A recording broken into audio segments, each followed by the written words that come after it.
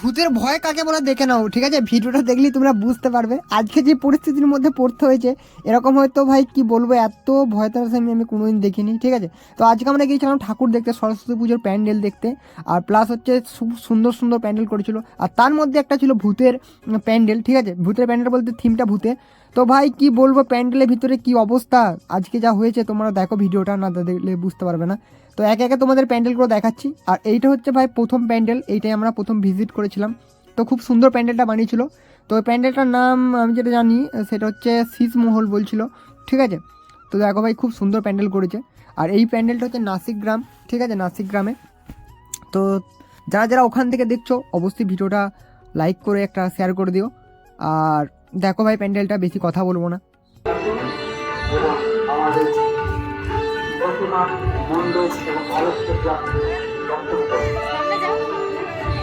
ঠিক আছে, তারপরে কিছুক্ষণ ঘোরাঘুরি করার পর তো মন করলে একটু ছবি টবি তুলি। তো হাতির সামনে দাঁড় বার করতে করতে চলে এলাম হ্যাঁ হ্যাঁ করে। তো একটা ছবি তোলা হয়ে গেল। তো তারপর দেখলাম যে ছবি তুলতে তুলতে ভাই ভিডিও হয়ে গেছে, চলো তোমাদেরকে ভিডিওটা শেয়ার করে দিই। আর এদিকে দেখে ভাই কে পাঁপড় বিক্রি করছে, তারপর ভালো করে দেখার পর বুঝলাম না ভাই এটা আমার ভাই পাঁপড় বিক্রি করে পাঁপড় খাচ্ছে। তো দু ভাই বোন মিলে এমন পাঁপড় মুখে ভরেছে ভাই, মুখে ভালো করে কথাই বলতে পারছে না। যাই হোক বাদ দাও, ওরা পাঁপড় খাক, আমি ভাবলাম চলো একটু ঠাকুরের প্রসাদ খেয়ে আসি। চলো এখানে দেখতে পাচ্ছ ঠাকুরের প্রসাদ দিচ্ছে, সবাই মিলে একটু করে প্রসাদ খেলাম। তো প্রসাদ করে বেরিয়ে পড়লাম নেক্সট যে ঠাকুর মন্দির আছে বা ঠাকুরের যে প্যান্ডেল আছে সেইটা দেখতে গেলাম। চলো দেখাচ্ছি তোমাদেরকে, সঙ্গে থাকো।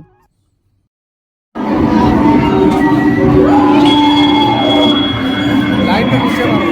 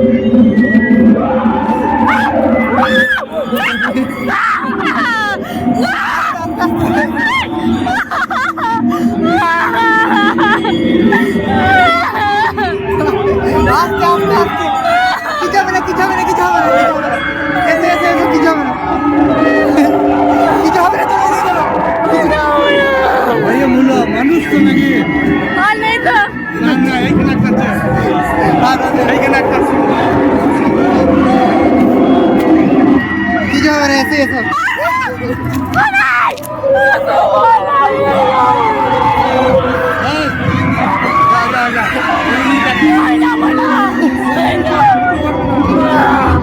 কিছু হবে না, কিছু হবে না, কিছু হবে না গো, কিছু হবে না, কিছু হবে না, কিছু হবে না, আসো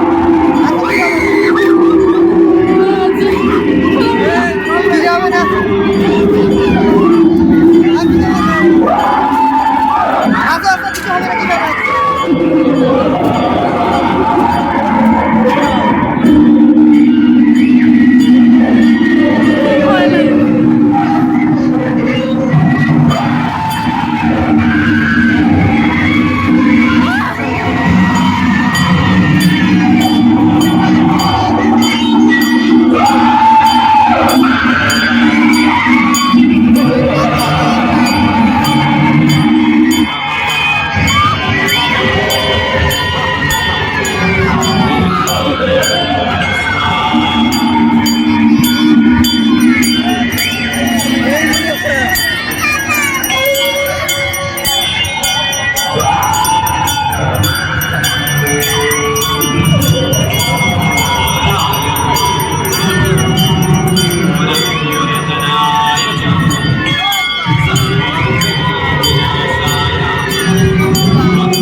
তো বন্ধুরা, যা অবস্থা হলো তোমরা তো দেখতেই পেলে ভাই, কি বলবো, অবস্থা খুবই খারাপ হয়ে গিয়েছিল।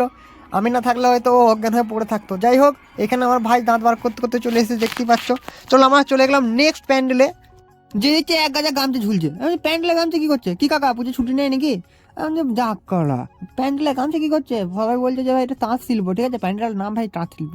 তো প্যান্ডেলের জিনিসে হাত দেবেন না লেখাই ছিল। তা মনে মনে করছিলাম রঙের কাজ করে দূরে একটা গামছা ঘরে নিয়ে গেলে তো কাজের সাইডে নিয়ে যাওয়া হতো। যাই হোক, বাদ দাও, কিনতেই হবে।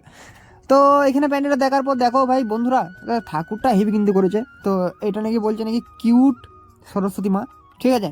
তো দেখতেই পাচ্ছ, ভালো করে দেখাচ্ছি, দেখতে পাওনি। হ্যাঁ, তো এদিকেও কিছুক্ষণ ঘোরাঘুরি করলাম, প্যান্ডেল ফ্যান্ডেল দেখলাম। দেখার পর দেখছি ভাই এত হাত জোর করে বর চাইছে লোক, কাকে বর দেবে সরস্বতী মাকে নিজেই খুঁজে পাচ্ছে না।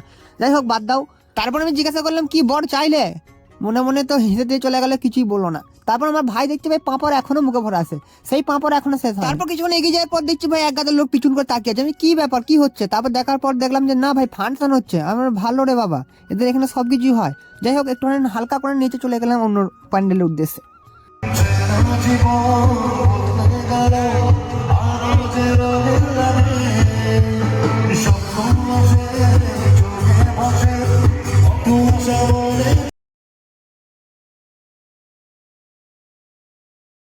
কলকাতার দুর্গাপুজোর সময় বড় বড় প্যান্ডেল করতে এত লাইন পড়ে না, যা এখানে পড়েছে ভাই, বড় বড় মাল ট্রেনের মতো লাইন পড়েছে, ঠিক আছে। তবে সরস্বতী পুজো কিন্তু, আর এখানে একটা একটা ভাই আমাকে যেতেই দিচ্ছিল না।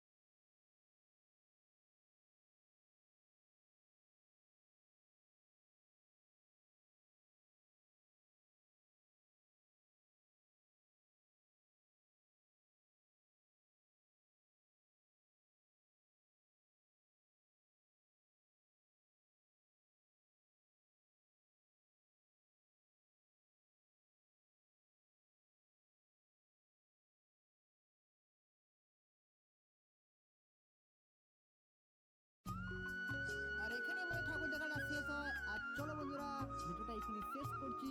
ভালো থাকবে, সুস্থ থাকবে, আর চ্যানেলটা অবশ্যই একটা লাইক করে সাবস্ক্রাইব করে দেবে। চলো বাই।